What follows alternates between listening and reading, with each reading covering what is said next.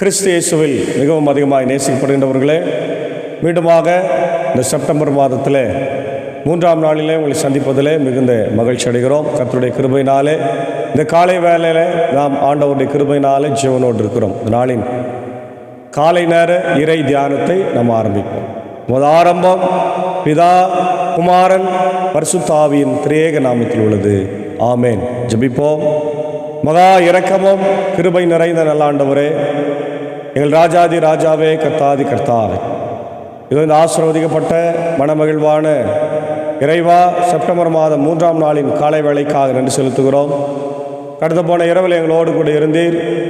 கடந்த சாயங்கால வேளையில் குளிர்ச்சியான ஆண்டவர் நல்ல மழையை தந்திருக்கிறீர். இன்னும் அதிகமான மழையை தந்து ஆண்டவரே எங்கள் பூமியை நினைத்தருளும். இப்படியே புல் பூண்டுகளும் ஆண்டவரே ஏதோ எங்களுடைய வேளாண் மக்களும் செழிக்கும்படியாய் கர்த்தர் கிருபைத்தார்.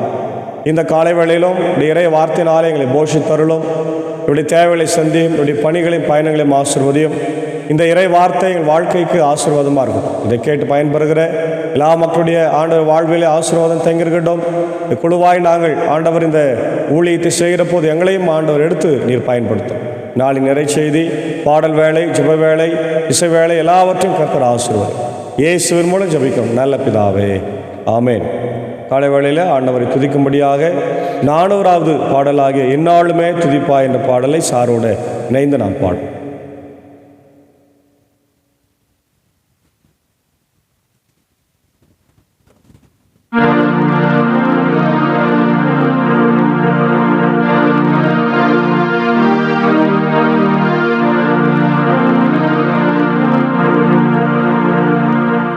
எந்நாளுமே துதிப்பாய் என் ஆத்துமாவே, நீ எந்நாளுமே துதிப்பாய்.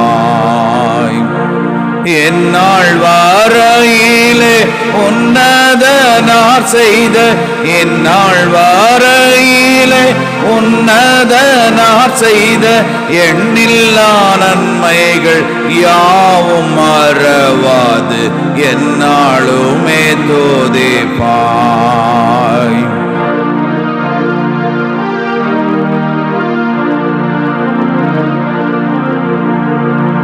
பாவங்கள் எத்தனையோ நினையாதிருந்தார், உன் பாவங்கள் எத்தனையோ.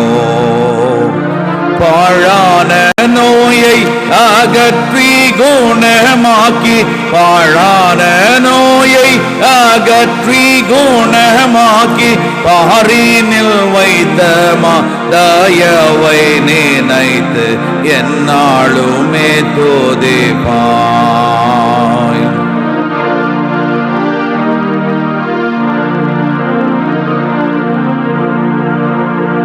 எத்தனையோ கிருபை என் உயிர்க்கு செய்தாரே, எத்தனையோ கிருபை. நித்தமுனை மூடி சுட்டினதுமன்றி, நித்தமுனை மூடி சுட்டினதுமன்றி, செத்திடாத பாடி ஜீவனை மீட்டதால் எந்நாளுமே துதிப்பாய்.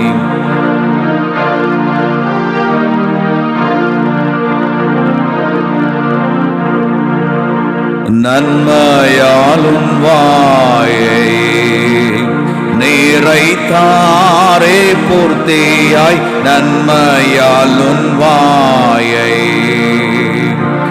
உன் வாயது கழுகை போல் பலம் கொண்டு, உன் வாயது கழுகை போல் பலம் கொண்டு, இன்னும் இளமை போல் ஆகவே செய்ததால் எந்நாளுமே துதிப்பாய்.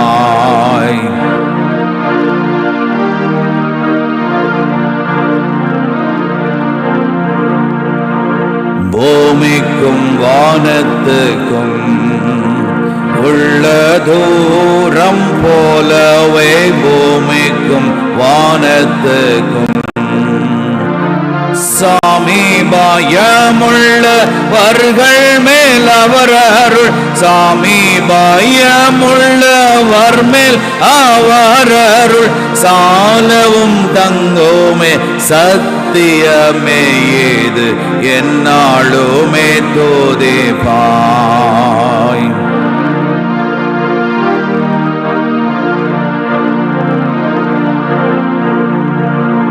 தந்தை தன் பிள்ளைகட்கு தயவோடிரங்கானோ, தந்தை தன் பிள்ளைகட்கு எந்த வேளை அவரோடு நீ தங்கினால், எந்த வேளை அவரோடு நீ தங்கினால், சொந்தம் பாராட்டியே தூக்கி சுமப்பாரே என்னாலுமே தோதேபாய். ஏனாத்துமாவே நீ என்னாலுமே தோதேபாய், என்னாலுமே தோதேபாய்.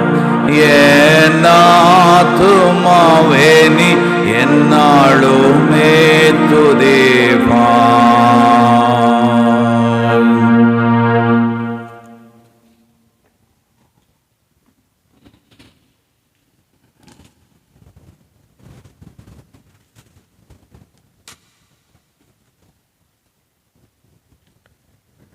கிறிஸ்து இயேசுவில் மிகவும் அதிகமாய் நேசிக்கப்படுகின்றவர்களே, மீண்டுமாக உங்கள் யாவரையும் இறைமைந்தன் இயேசுவின் திருப்பெயராலே இந்த மகிழ்ச்சியும் ஆசீர்வாதம் நிறைந்த செப்டம்பர் மாதம் 3ஆம் நாளிலே சந்திப்பதில் மிகுந்த மகிழ்ச்சி அடைகிறோம்.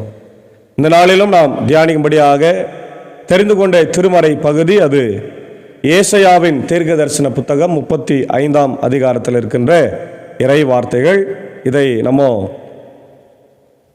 பாலைவனம் சோலைவனமாய் மாறுகிறது என்ற தலைப்பில் பார்க்க போகிறோம். பாலைவனம் சோலைவனமாக அல்லது தூய வழி, இரண்டுமே இதில் சொல்லப்பட்டிருக்கிறது. அதாவது desert blooming, hope and transformation, நம்பிக்கையும் மாறுதலும் என்று சொல்லப்பட்டிருக்கிறது. தீர்க்க தரிசன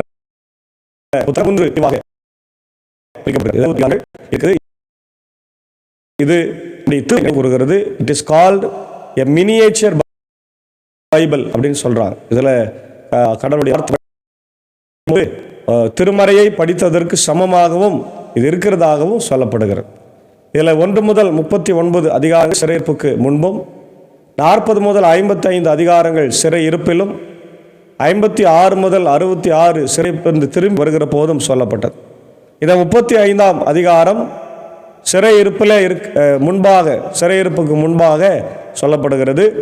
அப்போ உங்களுடைய தேசம் பாலைவனமாக இருக்கிறது, உங்களுடைய வாழ்க்கை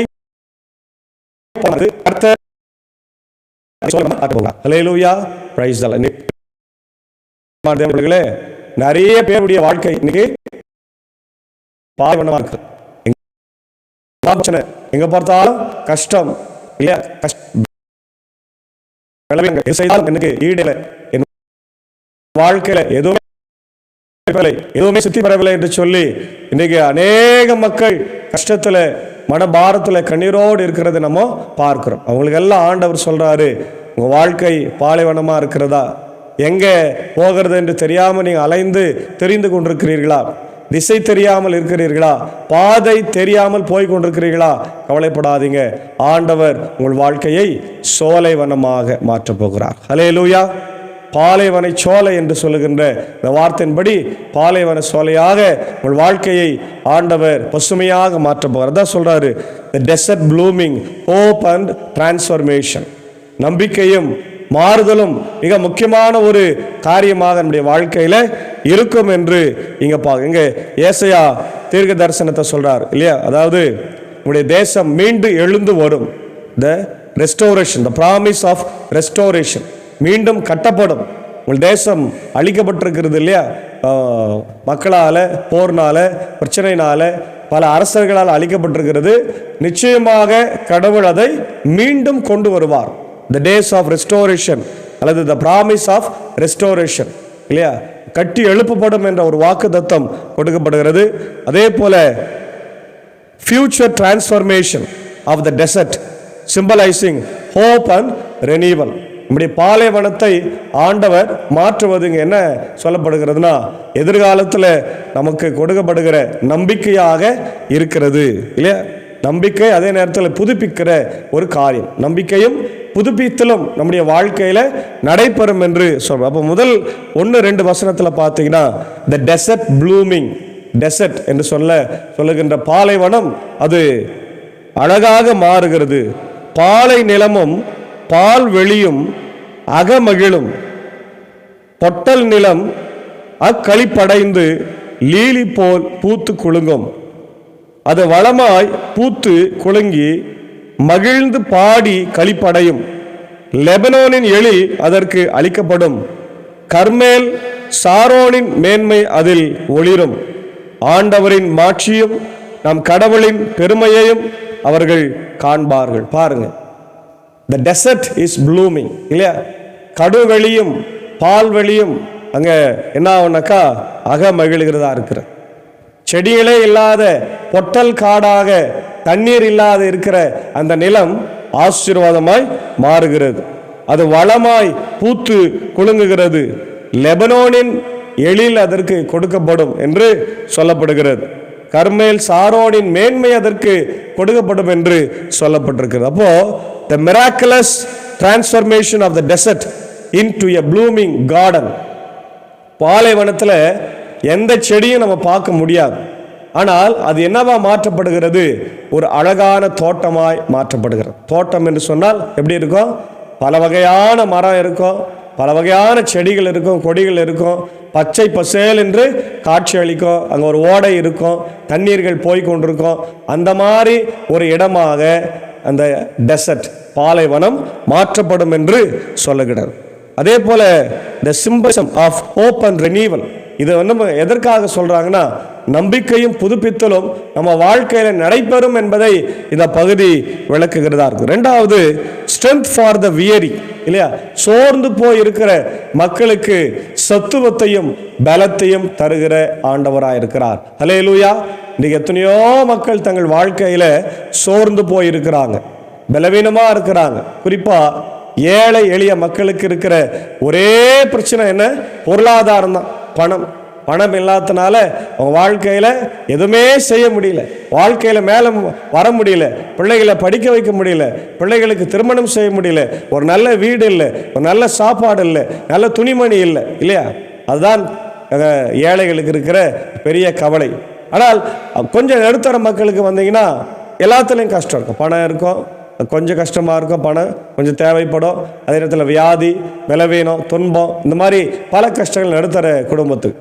எல்லாத்துக்கும் மேலே முதல் தட்டு மக்களுக்கு எந்த கஷ்டமும் கிடையாது, எல்லாமே இருக்கிறது, மகிழ்ச்சியாக சந்தோஷமாக இருக்கிற. ஆனால் ஒரு சில மக்களுக்கும் வாழ்க்கையில் நிம்மதி இல்லாத ஒரு சூழ்நிலை இருக்கிறது. அதனால தான் இங்கே ஆண்டவர் சொல்கிறாரு, அந்த மாதிரி மக்களுக்கெல்லாம் என்ன கொடுக்குறாரா, ஆண்டவர் வாக்குத்தத்தை கொடுக்குறாரு. God's promise to strengthen the weak and the weary இல்லையா, the importance of faith and trust in God's power இல்லையா. அந்த மக்களை ஆண்டவர் என்ன பண்ணுறாரு, தேற்றுகிறார், பலப்படுத்துகிறார். அதே நேரத்தில் அவங்களுக்கு விசுவாசத்தை கொடுத்து கடவுள் மேலே நம்பிக்கை இருக்கும்படியாக சொல்கிறாரு.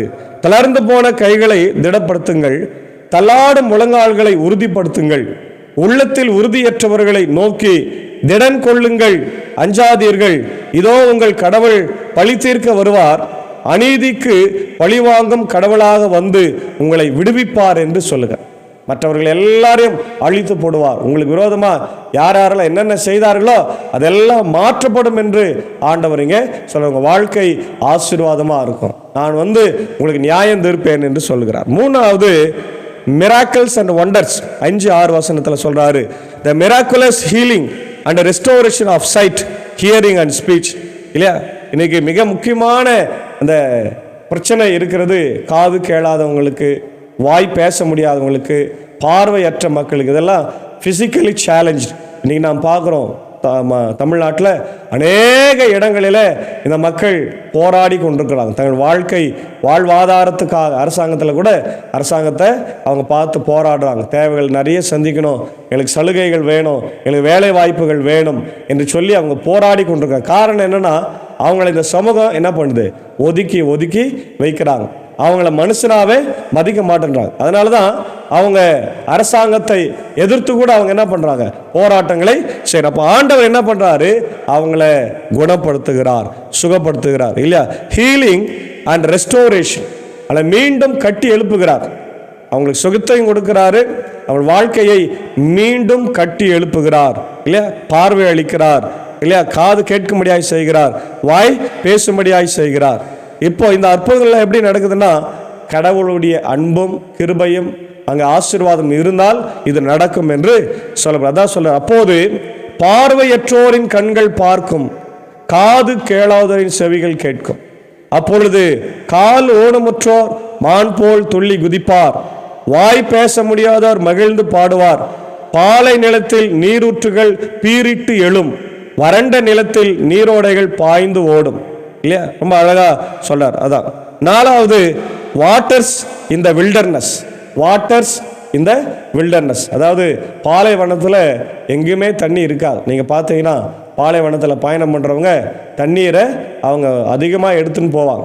அதுவும் குறிப்பாக ஒட்டகங்களில் போகிறவங்க இந்த பாலைவன கப்பல் என்று சொல்லப்படுகிற ஒட்டகத்தின் மேலே நிறைய தண்ணீர் அந்த பீப்பாய்களை கொண்டு செல்லுவார் இல்லையா. தோள்களில் ஆன பீப்பாய்களில் அவங்க கொண்டு சென்று அதை குடிப்பார். ஒட்டகங்கள் கூட நிறைய தண்ணீர் குடிச்சிட்டு தான் பாலைவனத்தில் போங்க. எங்கேயோ ஒரு இடத்துல பாலைவன சோலை இருக்கும், அந்த தண்ணியை பார்த்து அவங்க அதை குடிப்பாங்க. இல்லை என்றால் நிறைய பேர் பாலைவனத்தில் இறந்து போவாங்க. சமீபத்தில் கூட ஒரு திரைப்படத்தில் நம்ம பார்க்கிறோம், ஆடு மேய்க்கிற தொழிலை செய்கிறவர்கள் பாலைவனத்தில் சிக்கி கொண்டு அவர்கள் சாப்பாட்டுக்கும் தண்ணிக்கும் கஷ்டப்பட்டு பிரச்சனைகளை எல்லாம் சந்திக்கின்ற ஒரு சூழ்நிலைகளெல்லாம் நம்ம பார்க்கிறோம். அப்போது பாலைவன வாழ்க்கை என்பது நம்முடைய இயல்பான வாழ்க்கை மாதிரி கிடையாது.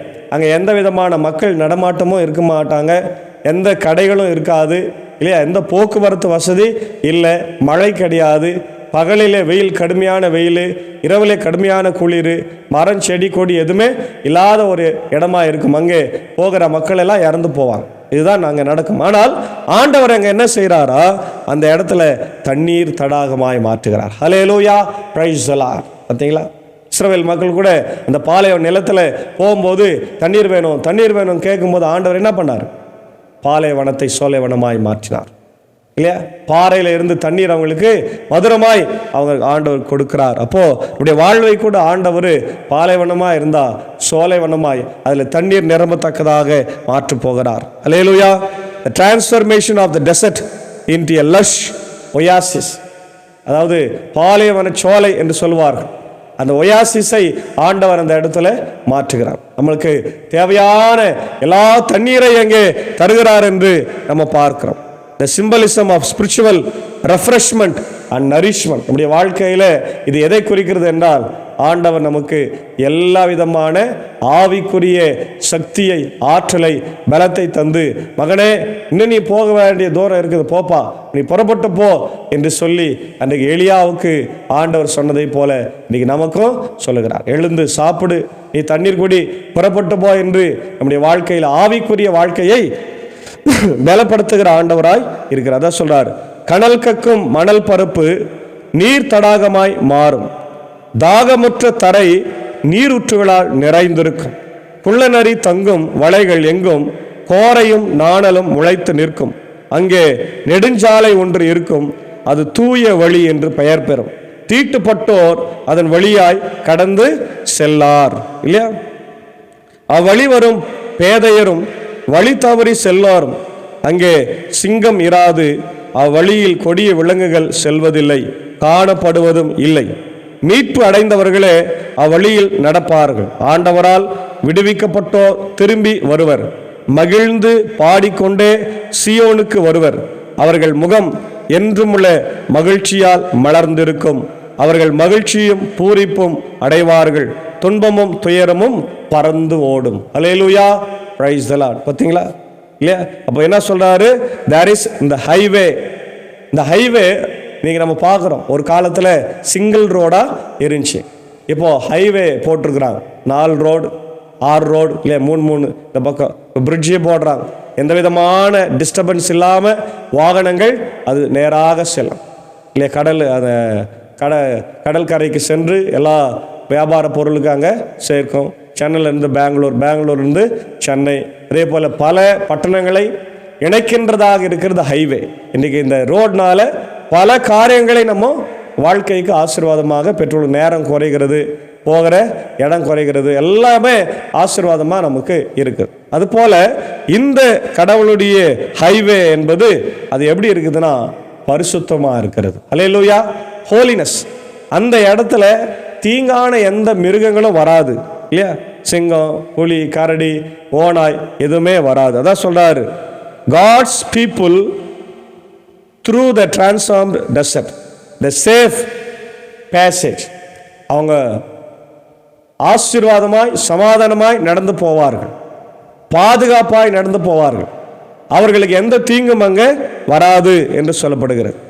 அதே போல the promise of eternal joy and salvation, நித்திய மகிழ்ச்சி, சமாதானம் இல்லையா, ரட்சிப்பு அவங்களுக்கு உண்டாகும். இந்த உலகம் தருகிற சமாதானம், உலகம் தருகிற ரட்சிப்பு இல்லை, அதெல்லாம் தற்காலிகமானது. உலகத்தில் நமக்கு நம்மளே ஏற்படுத்தி கொள்ளுகிற சிற்றின்பங்கள் எல்லாம் கூட தற்காலிகமானது. ஆனால் ஆண்டவர் கொடுக்கிற மகிழ்ச்சி கடவுள் நமக்கு தருகிறார். அப்போ இந்த செய்தியை நமக்கு கொடுப்பது என்ன?